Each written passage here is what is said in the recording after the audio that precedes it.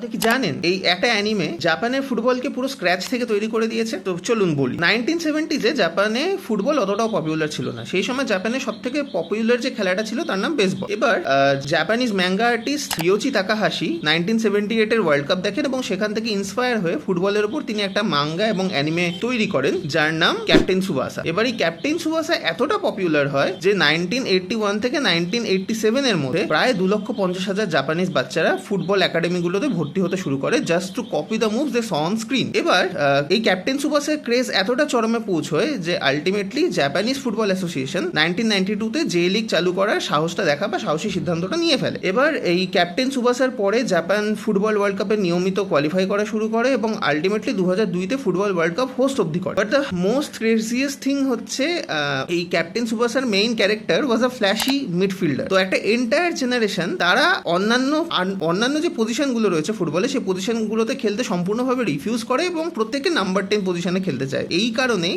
Japan নাকাতা, Honda, নাকামুরোর মতো legends produce যেখানে করছে সেখানে একই সময় তারা একটা ডিসেন্ট স্ট্রাইকার তৈরি করতে হিমশিম খাচ্ছে। তো এর থেকেও ক্রেজিয়েস্ট থিং হচ্ছে এই ক্যাপ্টেন সুবাসার লাস্ট এপিসোড যেখানে শেষ হচ্ছিল, ব্রাজিল এবং জাপান আর কি ফুটবল ওয়ার্ল্ড কাপে ফেস অফ করছে। এইভাবে ক্যাপ্টেন সুবাসার লাস্ট এপিসোডটা শেষ হয় এবং আলটিমেটলি আজ এত বছর পরে ওয়ার্ল্ড কাপের রাউন্ড অফ 32-তে আবার মুখোমুখি হচ্ছে, আবার না প্রথমবার মুখোমুখি হচ্ছে ব্রাজিল এবং জাপান। এই ম্যাচ নিয়ে আপনাদের প্রেডিকশনস কি? Drop your predictions below and follow goal গল্প ফর মোর সাচ কন্টেন্টস।